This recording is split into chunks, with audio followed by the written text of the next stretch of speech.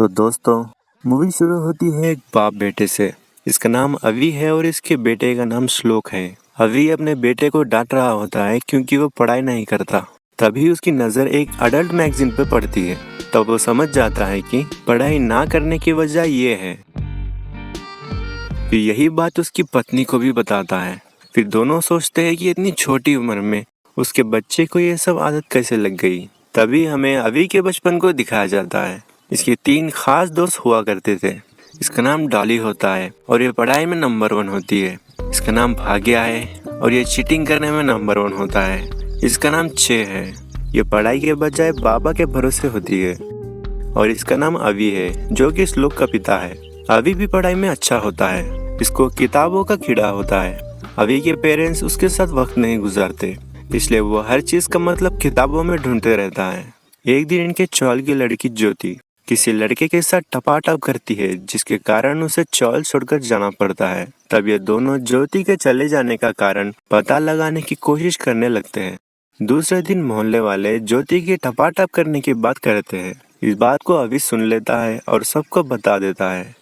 तब चे अपने माँ से टपाटप करने का मतलब पूछती है, जिस पर उसकी माँ बहुत भड़क जाती है। दूसरी तरफ भाग्या अपने पिता से टपाटप का मतलब पूछने लगता है, जिस पर उसे मार पड़ती है। फिर ये लोग इस बात का पता लगाने के लिए विष्णु के पास जाते हैं। विष्णु एक टपोरी लड़का होता है। तब विष्णु अपनी प्रेमिका का नाम लिखने में बिजी होता है, जिसका नाम संपदा होता है। तब ये लोग विष्णु को बताते हैं कि उसने स्पेलिंग मिस्टेक किया है, क्योंकि उसने एम की जगह एन लिख दिया होता है। ये बात सुनकर विष्णु का पोपट हो जाता है। ये लोग उससे टपाटप का मतलब पूछते हैं, जिस पर विष्णु उनसे कहता है कि टपाटप यानी एक साधना जैसा होता है, जिसे करने पर लड़का लड़की को बहुत मजा आता है। टपाटप की पूर्ण जानकारी के लिए उन्हें टपाटप की किताबें देता है। इस किताब को देखने पर उन्हें कुछ कुछ होने लगता है। तब भाग्या किताब लेकर भाग जाता है। फिर बाद में सब लोग 1 बाय 1 इस किताब को पढ़ लेते हैं। पर एक दिन अभी पकड़े जाता है। यह आदमी अभी की हरकत को अभी के पिता को एक कोड लैंग्वेज में समझाने की कोशिश करता है, पर वो ये बात समझ नहीं पाता। एक दिन डॉली की बहन पूजा डांस कर रही होती है। तब विशु का दिल उस पे आ जाता है। फिर विशु डॉली की बहन को एटम बम कहता है, जिस पर वो गुस्सा हो जाती है। तब विशु कहता है कि वो तुम लोग की बहन होगी, पर मेरी नहीं है। फिर वो कहता है कि किताबें बहुत पढ़ ली, अभी प्रैक्टिकल की बारी है। रात को सब मिलकर एक कपल के रूम के पास जाते हैं, पर इनका प्लान फेल हो जाता है। तब वो विशु की आइटम संपदा की सुहागरात देखने का प्लान बनाते हैं, जिस पर विशु पहले तो मना करता है, लेकिन बाद में सब मिलकर सुहागरात देखने चले जाते हैं। पर यह प्लान भी फेल हो जाता है। बाद में वो टपाटप वाली डीवीडी खरीदने जाते हैं, जिस पर उन्हें पता चलता है कि डीवीडी की कीमत 115 रुपए है। तब सब मिलकर 115 रुपए इकट्ठा करके उस डीवीडी को खरीद लेते हैं। वीडियो देखने पर इन सब के होश उड़ जाते हैं। वीडियो देखने पर चई उल्टी कर देती है। ये देखकर उसकी माँ उसे बनाना देती है, जिस पर उसे डीवीडी वाला बनाना याद आता है। पर लड़कों की सोच बदल चुकी है। वो हर लड़की को बुरी नजर से देखने लगते हैं। चई को डर लगने लगा है कि कहीं वीडियो देखने की वजह से तो उसे उल्टी नहीं हो रही, क्योंकि उसने किताब में पढ़ा था कि टपाटप करने से उल्टी होती है। तब डॉली उसे कहती है कि उसने भी तो वीडियो देखा है, पर उसे तो कोई उल्टी नहीं हो रही। इस बात पर चई की जान में जान आती है। और दूसरी तरफ दोनों कहते हैं कि हम सबको और भी डीवीडी देखनी चाहिए।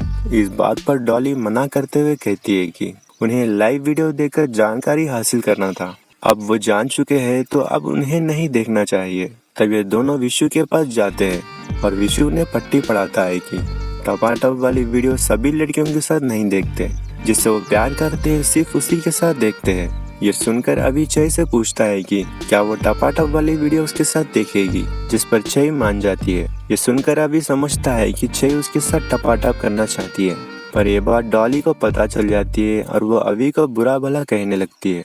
लेकिन चई को लगता है कि वीडियो देखने से कौन सा पहाड़ टूट जाएगा। फिर भाग्य डॉली की बहन नेहा की खूबसूरती की तारीफ करता है।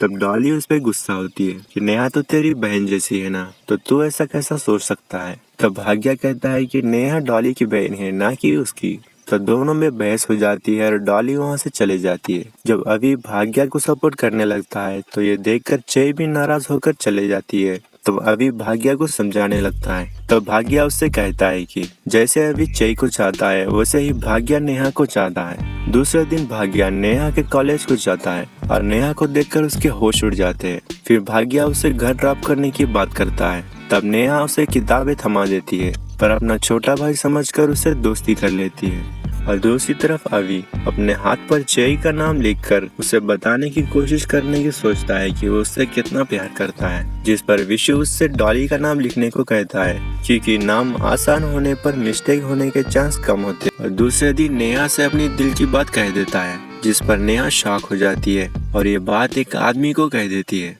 असल में आदमी नेहा का अंकल होता है क्योंकि भाग्या के पिता राइटर होते हैं, जिस पर अंकल भाग्या के पिता से कहानी सुनाते हैं कैसे 13 साल का लड़का 25 साल की लड़की से प्यार में पड़ता है। फिर अंकल बताते हैं कि 13 साल का लड़का और कोई नहीं बल्कि उनका बेटा भाग्या है। पर भाग्या के पिता अंकल की बात को नहीं मानते और दूसरे दिन अंकल विशु को रंगे हाथ पकड़ लेते हैं। ये देखकर विशु डरने लगता है पर अंकल विशु को डांटने के बजाय उसे अपनी किताब देने की बात करते हैं, जिस पर विशु बहुत खुश हो जाता है। दूसरी तरफ चई गलती से बता देती है कि उन लोगों ने टपाटप वाली डीवीडी देखी है। तब दूसरे दिन नेहा भी उनके साथ डीवीडी देखने तैयार हो जाती है पर उसी समय अंकल वहां आ जाते हैं। अंकल को देखकर सब लोग पढ़ाई करने का नाटक करने लगते हैं, लेकिन पता चलता है कि डीवीडी का अरेंजमेंट अंकल ने ही किया है। ये सुनकर सबके होश उड़ जाते हैं। तब अंकल भाग्या से पूछता है कि तुमने नेहा को प्रपोज तो कर दिया, लेकिन इसके बाद क्या? ये सुनकर भाग्या भी कुछ बोल नहीं पाता। फिर अंकल सबको समझाते हैं कि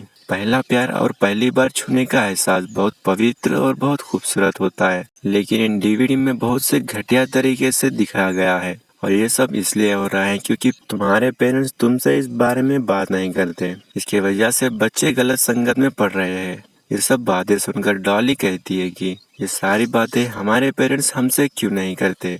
तब अंकल डॉली से कहते हैं कि अगर तुम्हारे पेरेंट्स इस बात में बात नहीं करते तो तुम ही क्यों नहीं उनसे पूछ लेते। ये बात सुनकर बच्चों को अपनी गलती का एहसास होता है। फिर हम देखते हैं कि अभी अपने पिता से इस बारे में बात करता है। फिर प्रेजेंट सीन को दिखाया जाता है। यहाँ हमें पता चलता है कि अभी की पत्नी और कोई नहीं बल्कि डॉली है। जैसे अभी ने अपने पिता से कॉल किया था वैसे ही उसका बेटा भी एक दिन उसे कॉल करेगा और वो उसके बेटे को सेक्स एजुकेशन देगा, ऐसा अभी सोच रहा होता है। लेकिन उसे अंदाजा नहीं था उसके बेटे को 11 साल की उम्र में ही इस सब की जरूरत पड़ जाएगी। उन सब को 13 साल की उम्र में सेक्स एजुकेशन की जरूरत पड़ी थी, लेकिन इंटरनेट की वजह से अभी के बेटे को 2 साल पहले ही यानी 11 साल की उम्र में ही सेक्स एजुकेशन की जरूरत पड़ गई।